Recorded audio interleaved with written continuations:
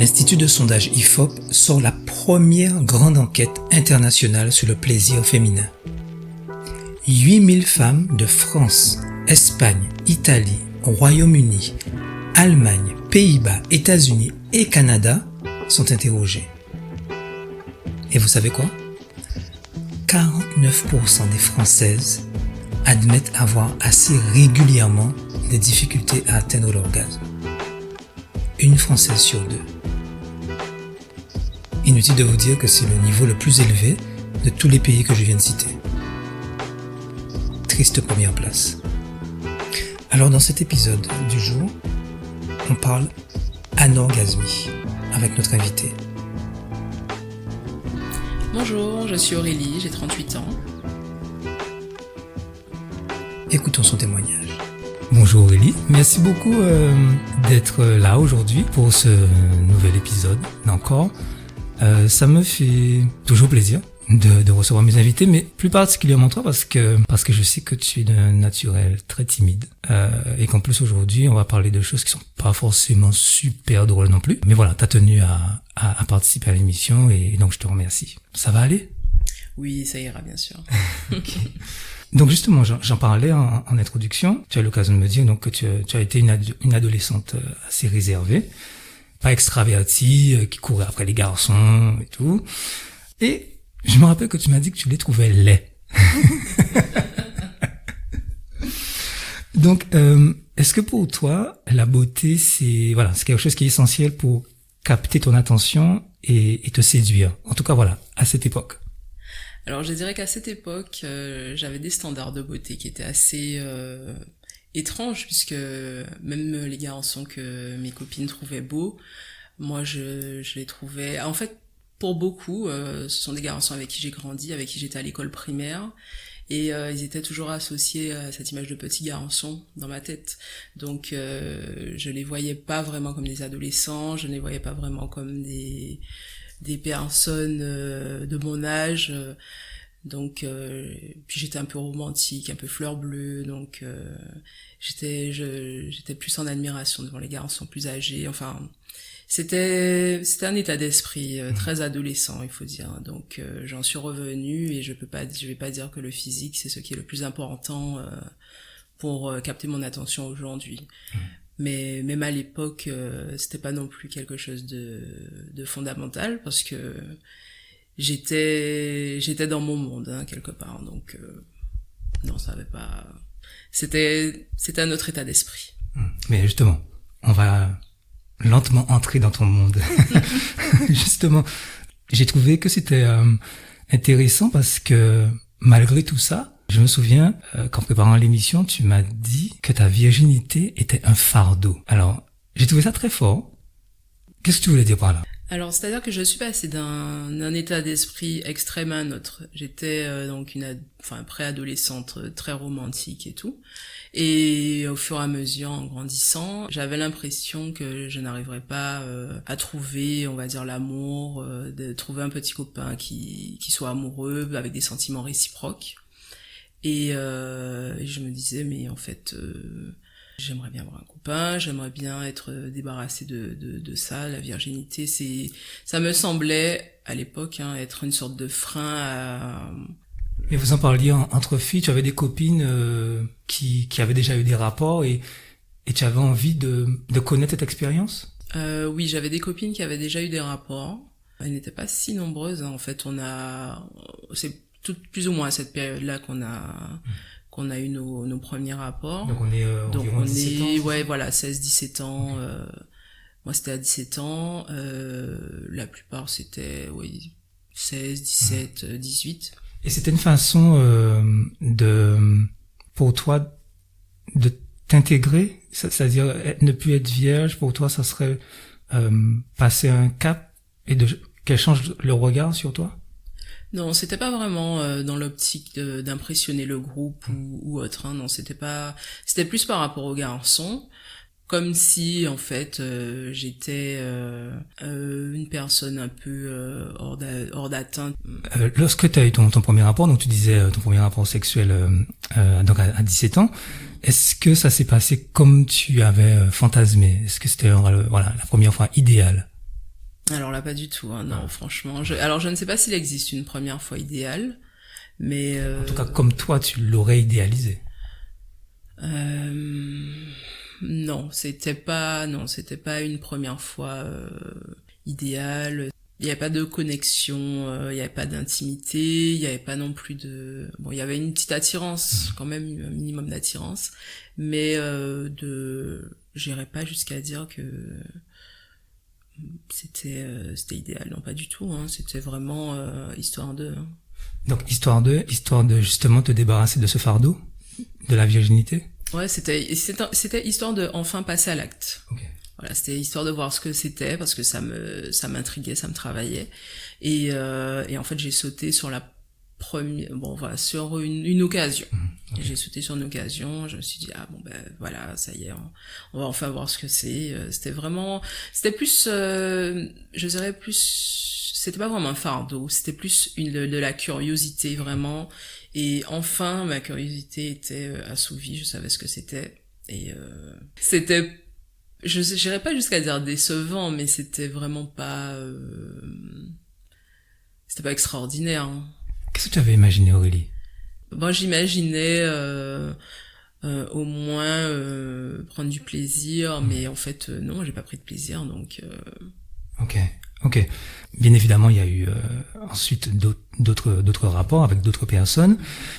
Quelles conséquences tu penses que ces premières fois, pas forcément transcendantes, ont pu avoir sur ta vie sexuelle par la suite?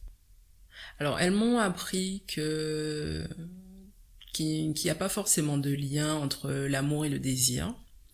On peut désirer quelqu'un, en tout cas pour ma part, désirer quelqu'un sans être amoureux, et qu'il est quand même...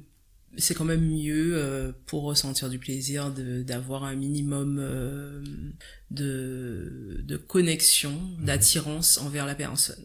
Surtout de l'attirance, voilà. En ce qui me concerne, surtout de l'attirance physique au minimum. Mais sinon, ça m'a appris aussi que bon, le sexe, c'est très agréable, mais c'est pas forcément... c'était pas forcément quelque chose qui était vraiment nécessaire... dans ma vie. En tout cas, si je n'avais pas de copain, j'avais pas de copain, voilà, hein. C'était pas un drame. Dans ces rapports, à quel moment est-ce que l'orgasme est devenu déjà un sujet de préoccupation? À quel moment tu y as accordé de l'importance ou moins d'importance? Alors l'orgasme, je ne l'ai pas connu pendant vraiment très longtemps, donc en tout cas pas pendant un rapport. C'est-à-dire que quand je me masturbais, j'avais des orgasmes, mais quand j'avais un rapport sexuel, je prenais du plaisir, beaucoup de plaisir en fonction de tout un tas de facteurs, hein, la personne, mon état d'excitation, etc., etc.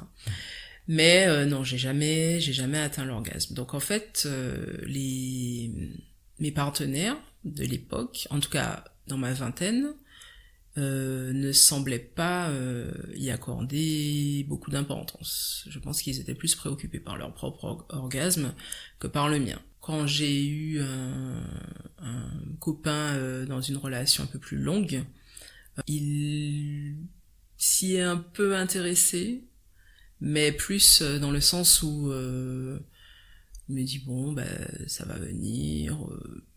un jour, mais on se prenait pas la tête sur ça, je me prenais pas la tête non plus dessus. Je prenais du plaisir et ça me suffisait.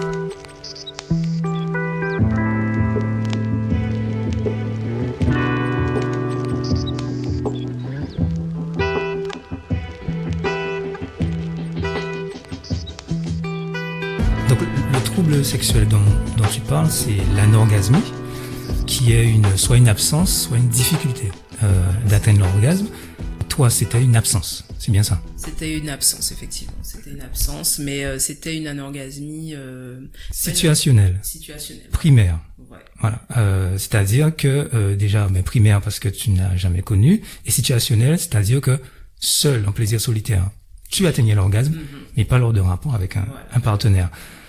Tu as pu mettre le mot là-dessus de ce trouble, donc l'anorgasmie, suite à un diagnostic avec un professionnel de santé, ou bien c'est toi qui qui a été un moment quand même préoccupé et qui a fait toi-même ton autodiagnostic à partir de recherches? Alors en fait, quand j'ai atteint la trentaine, j'ai eu un copain, un partenaire qui était assez frustré que je n'ai pas d'orgasme. Mais en même temps, il n'est pas vraiment dans l'aide ou dans la recherche de l'orgasme avec moi. Hein. Donc c'était pourquoi tu n'as pas d'orgasme. Et ça a commencé à me frustrer. C'est à ce moment-là que ça a commencé à me frustrer. Donc avant non. Avant non, en fait, avant non, je me disais bon ça, je m'étais déjà renseignée. Parfois j'en discutais avec mes amis et puis je m'étais renseignée aussi. Et en fait, j'avais lu que peu nombreuses étaient les femmes qui arrivaient à avoir un orgasme lors d'un rapport sexuel, en tout cas un rapport sexuel classique entre guillemets, missionnaire, etc. ou n'importe quelle autre position. Donc en fait, ça t'a pas inquiété? Ça m'inquiétait pas. Je me disais bon, ça viendra un jour. Hein. Excuse-moi Aurélie, juste une précision. Quand tu te masturbais, est-ce que tu atteignais facilement l'orgasme et systématiquement? Facilement et systématiquement. D'accord. Et avec le partenaire, l'anorgasmie, c'était quelle que soit la stimulation. Ça pouvait être un cunnilingus, ça pouvait être avec ses mains et tout. Tout a été essayé et ça ne venait pas. Voilà, tout a été essayé, ça ne venait pas. En plus, à l'époque, je ne ressentais pas grand-chose quand on me faisait un cuni ou quand on me stimulait le clitoris ou c'est limite si ça ne me faisait pas mal, c'était jamais comme ce que j'aimais, comme ce que j'avais l'habitude de faire. Donc en fait et est-ce que tu guidais? Est-ce que tu disais oui, fais plutôt comme ça et je tout? disais oui, plus doucement et puis bon au bout d'un moment ça faisait mal donc je disais bon c'est bon arrête. Ah, donc tu guidais mais c'est le partenaire qui ne suivait pas. Mais le partenaire, en fait, il essayait, mais il n'arrivait pas. D'accord. Il essayait, mais il n'arrivait pas. Et donc, à cette époque-là, donc, je me suis renseignée, hein, donc, j'ai écumé les forums de Doctissimo. C'est toujours utile. Voilà, donc, les forums sexo. Et je suis allée consulter un sexologue. Okay. Donc, j'ai consulté un sexologue. J'avais à l'époque 31 ans, 30 ou 31 ans.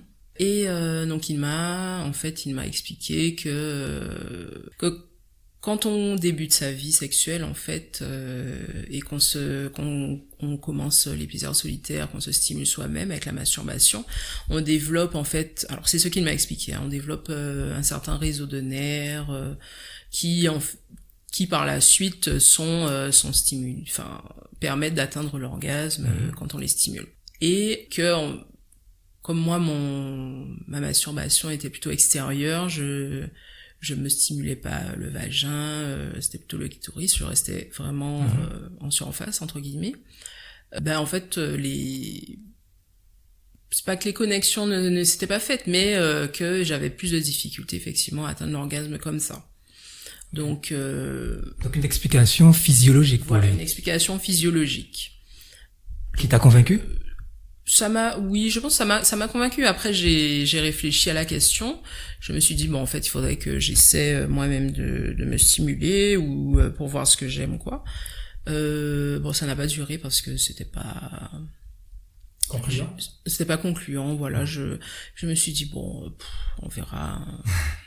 Et après, je me suis séparée de ce partenaire-là, enfin de ce copain-là, et j'ai rencontré quelqu'un d'autre. Et par contre, c'est quand j'ai rencontré cet homme-là que lui s'est vraiment, vraiment intéressé à mon plaisir. En fait, je me suis rendu compte que je n'avais pas besoin d'être amoureuse pour avoir des rapports, mais que si je voulais prendre un minimum de plaisir, il fallait que j'ai quand même une attirance physique et un peu une attirance physique pour la personne. Donc c'est quand j'ai rencontré un garçon qui me plaisait vraiment que j'ai commencé à apprécier qu'on m'embrasse, parce que jusqu'à présent je n'aimais pas ça. Et ce n'est que vraiment, vraiment tard dans ma vie que j'ai commencé à apprécier les cunnilingus, Mais sinon, avant, j'aimais pas ça, en fait. Pourquoi ça a joué, je pense, dans toute cette anorgasmie, dans le fait que je n'aimais pas certaines pratiques. Donc, en fait, c'était ça ne me procurait aucun plaisir. Lesquels? Par exemple, le cunilingus, quand le garçon me caressait, il valait mieux qu'il me mette un doigt plutôt qu'il me touche ailleurs, parce que sinon c'était désagréable.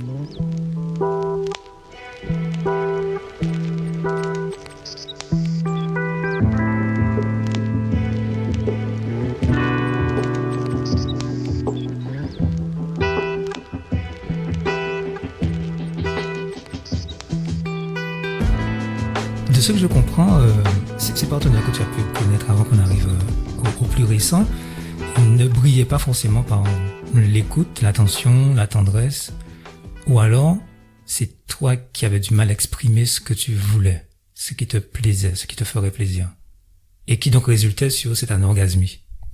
Je dirais que c'est un mélange des deux, hein. C'est-à-dire que j'avais tendance aussi à choisir des partenaires qui n'étaient pas forcément les plus tendres et les plus doux. Ah. J'étais je sais pas. Je pense que j'avais mauvais goût en matière de à l'époque. C'était pas des bad boys ou quoi, hein. Mais c'était pas non plus des hommes tendres et attentionnés. Mais est-ce que toi tu essayais? Non, c'est-à-dire que à cette époque-là, j'étais satisfaite. C'est-à-dire que même si je n'avais pas d'orgasme, le rapport sexuel me procurait du plaisir. Okay. Donc je ne courais pas derrière l'orgasme, je me disais bon, ça arrivera un jour, hein, ça arrivera bien un jour, même si ça ne vient pas, je prends quand même mon pied. Seul? Tu prends ton pied déjà avec lui? Je prends mon pied pendant le rapport, je ressens beaucoup de plaisir, je peux être transportée, même si ça n'aboutit pas forcément à un orgasme, mais je prends du plaisir. Et eux, tu me disais, un peu plus tôt, que ça ne leur posait pas plus de problèmes que ça parce qu'ils étaient très concentrés sur leur propre orgasme. C'est ça, c'est-à-dire qu'ils me donnaient du plaisir, ils voyaient que j'avais du plaisir, donc pour eux, ça allait, quoi. Okay. Et il n'y avait pas une pression, voire une culpabilisation? De leur part? De leur part. Non. Opéré sur toi? Non, c'est venu après. C'est quand j'ai rencontré donc cet homme qui m'a dit mais pourquoi tu jouis pas, pourquoi t'as pas d'orgasme, et à ce moment-là c'est là que j'ai commencé à me dire c'est vrai que ça fait déjà un moment que je suis entrée dans la sexualité, que j'ai une vie sexuelle, j'ai déjà eu plusieurs partenaires, et pourtant j'ai jamais eu d'orgasme avec un homme, donc je me suis dit tiens je sais pas. Est-ce que tu te mettais une pression? Non, je me mettais pas de pression. Quand le partenaire de toute façon avec qui j'ai eu qui me mettait entre guillemets une pression, sur le plan sexuel on n'était pas très compatibles. Ah. Donc en fait ça n'arrange rien. On n'était pas très compatibles, c'était pas ouf ni pour lui ni pour moi, et en fait on a fini par se séparer, et vraiment sur le plan sexuel, je pense qu'on n'était pas compatibles, tout simplement. Ça arrive. Donc forcément, ça n'aide pas. Voilà, ça n'aide pas. C'est pas qu'il était un mauvais coup. Je pense qu'avec une autre femme, il a dû faire des étincelles, et inversement. Mais ensemble, on faisait pas justement des étincelles. Donc à ce moment-là, est-ce qu'il y a ou un autre, est-ce qu'il y a eu un moment quand même, un découragement en disant bon, quand même, ça fait plusieurs partenaires et même si j'ai du plaisir, ça se passe bien, mais bon, j'y arrive toujours pas. Est-ce qu'à un moment, ça t'est arrivé donc d'être découragé, voire même de fuir les rapports sexuels? Non, par contre, non, non, non, non, je n'ai jamais fui le rapport sexuel par rapport à ça. C'est seulement si je n'ai pas envie, si j'ai pas envie, mais sinon, non, l'orgasme c'était pas une préoccupation. C'était pas une course à la performance. Non, c'était pas une course à la performance. Et le découragement? Le découragement, non plus. Non plus. Hein. J'ai vraiment, c'est pas parce que je n'avais pas d'orgasme que je ne prenais pas de plaisir et il n'est pas question de renoncer au plaisir juste parce que je n'avais pas d'orgasme. D'accord. On a eu l'occasion de discuter aussi, Aurélie, tu as connu des moments de dépression. Est-ce que ça a eu un impact justement sur ta vie sexuelle, ces épisodes? Alors le premier épisode dépressif, oui, a eu un fort impact sur ma vie sexuelle parce que j'ai totalement arrêté les rapports. Pendant 2 ans, j'ai pas eu de rapport. Ensuite, j'ai eu un copain. Après, pendant 1 an, je n'ai rien fait non plus. J'ai eu un autre copain. Après, pendant 2 ans encore, je n'ai pas eu de rapport. Je ne rencontrais pas d'hommes. C'était très très très très très très loin dans mes préoccupations. Après j'ai rencontré quelqu'un. J'avais quel âge? 23, 24, je sais plus exactement. Et là j'ai plus connu de période où je restais 1 an sans avoir de rapport. Donc oui, la première dépression a eu un fort impact sur ma vie sexuelle.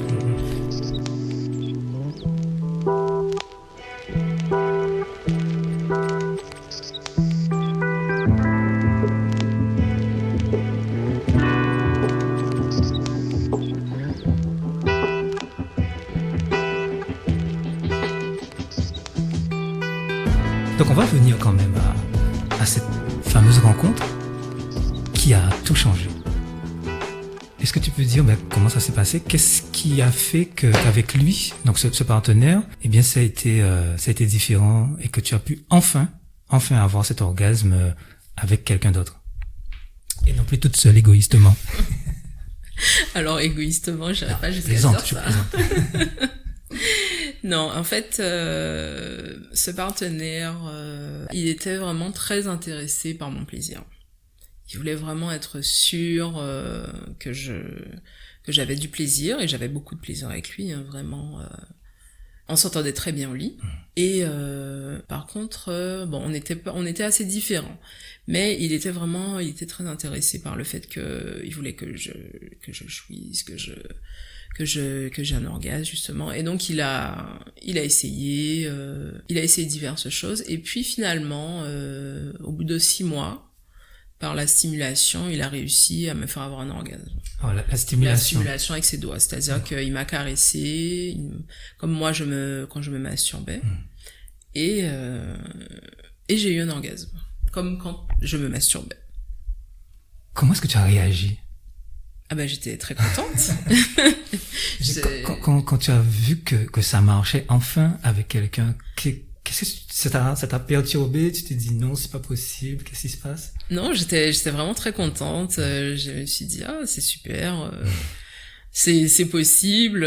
En fait, il suffisait juste de tomber sur quelqu'un qui soit patient, parce qu'il a pris du temps. Hein. Il a pris du temps et il a pris le temps de le faire. Donc je me suis dit mais en fait c'est possible. Et après c'était pas forcément systématique à chaque rapport. Hein. On a exploré beaucoup de choses ensemble, mais est-ce que l'orgasme n'était pas systématique. D'accord. Est-ce que c'était pareil, différent, meilleur que l'orgasme lors du plaisir solitaire? Non, c'était pareil. C'était pareil. Ouais, c'était pareil. C'était pas pas mieux. Non, c'était pas mieux ou moins bien. Non, c'était. Alors en termes, d'intensité. D'intensité, c'était pareil. Bien évidemment, c'était différent parce que c'est quelqu'un d'autre qui me caressait, qui me stimulait. Et puis j'étais très amoureuse, donc j'étais heureuse en fait que ce soit avec lui que ça se passe en fait, que ça se décoince à ce niveau-là. Et au fur et à mesure, bon après on est resté plusieurs années ensemble et on a eu bon quand même des hauts et des bas au niveau sexuel. Hein, c'est jamais linéaire. Hein, mais la plupart du temps, nos rapports étaient agréables, satisfaisants. Sauf... Je lisais justement que le seuil orgasmique, il repose sur un triptyque corps, esprit et la relation avec l'autre. Tu confirmes, c'est vraiment le trio gagnant qui t'a permis justement, comme tu disais, de débloquer les choses, le fait que vous étiez très amoureux et en plus qu'il a été plus à ton écoute que les précédents partenaires. Oui, je pense que ça a joué effectivement. Ouais.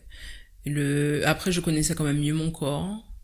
Moi, j'avais de très très forts sentiments à son égard.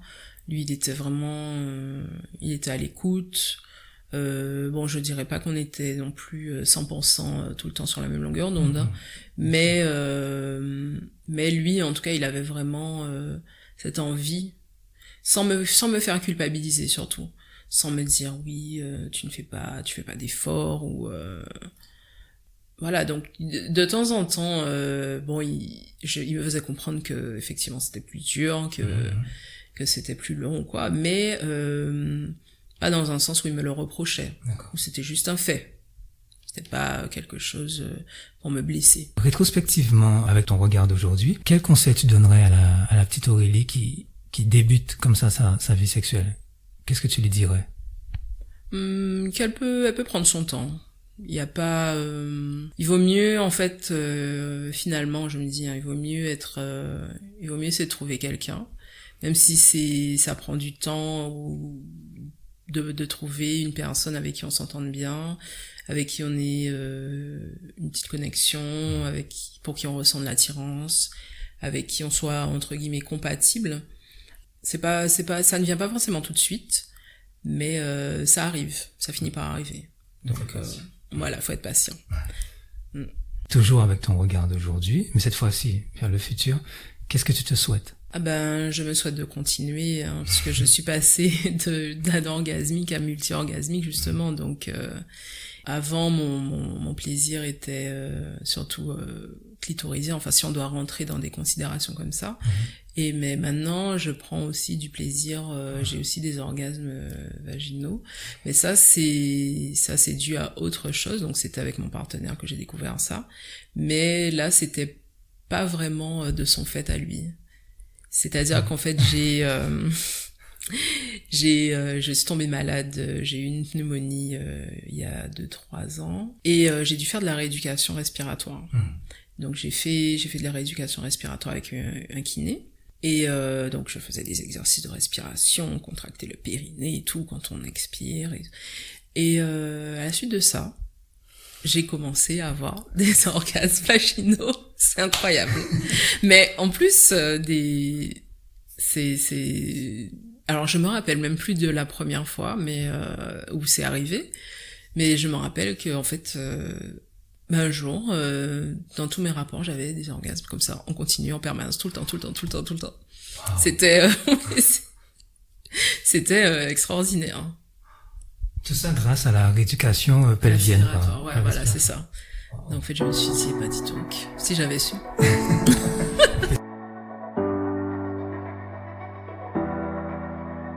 Ça a été l'occasion de faire une rétrospective de ma vie sexuelle. Je me suis rendu compte de certains schémas que j'avais, j'ai compris certains comportements. C'était une façon, en fait, de prendre du recul et de jeter un regard en arrière. J'ai été très à l'aise. C'était une expérience que j'espère inspirante et qui encouragera d'autres femmes à faire de même, à témoigner afin que la sexualité féminine, notamment aux Antilles, ne soit plus un tabou. Si j'ai quelque chose à recommander, c'est de prendre soin de soi, prendre soin de sa santé et de ne pas se mettre de pression. En fait, de jamais se mettre de pression. Le sexe, c'est du plaisir. C'est pas une course à la performance. Aujourd'hui, ça peut être moins bien et demain, ça pourrait être totalement génial. Enfin, n'y a pas de pression à se mettre.